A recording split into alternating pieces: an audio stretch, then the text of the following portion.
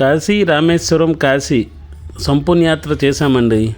ముందుగా విశాఖపట్నం నుండి కాశీ చేరుకొని కాశీ నుంచి ప్రయాగరాజ్ వెళ్ళి ప్రయాగరాజ్లో గంగాజలాన్ని పట్టుకున్నాం.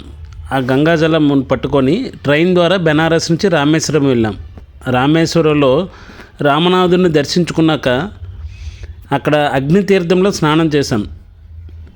అగ్నితీర్థంలో స్నానం చేసిన తర్వాత అగ్నితీర్థంలో ఉన్న మట్టిని సేకరించి 3 భాగాలుగా చేశాం. ఆ 3 భాగాలు కూడా అక్కడ స్థానికంగా మన తెలుగు పంతులు గారు ఉన్నారు, ఆయనతో పూజ చేయించాం. అక్కడున్న 3 భాగాలు 3 శివలింగాలుగా చేశాం.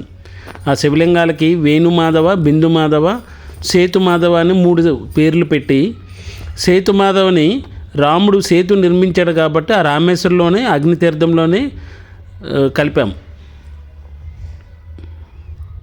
అగ్నితీర్థంలో కలిపిన తర్వాత మిగిలిన 2 శివలింగాలు అంటే వేణుమాధవ, బిందుమాధవ అది పట్టుకొని తిరిగి ప్రయాగరాజ్ వచ్చాం.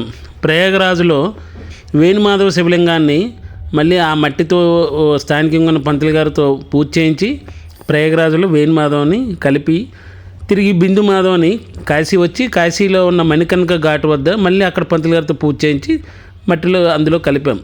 సో మొత్తంగా చెప్పాలంటే కాశీలో గంగాజలాన్ని సేకరించి రామేశ్వరం వెళ్ళి రామేశ్వరంలో ఉన్న శివునికి అభిషేకం చేసి రామేశ్వరంలో ఉన్న మట్టిని తీసుకొచ్చి మళ్ళీ కాశీ గంగలో కలపడం ద్వారా మా సంపూర్ణ యాత్ర పూర్తయినట్లు అయ్యింది.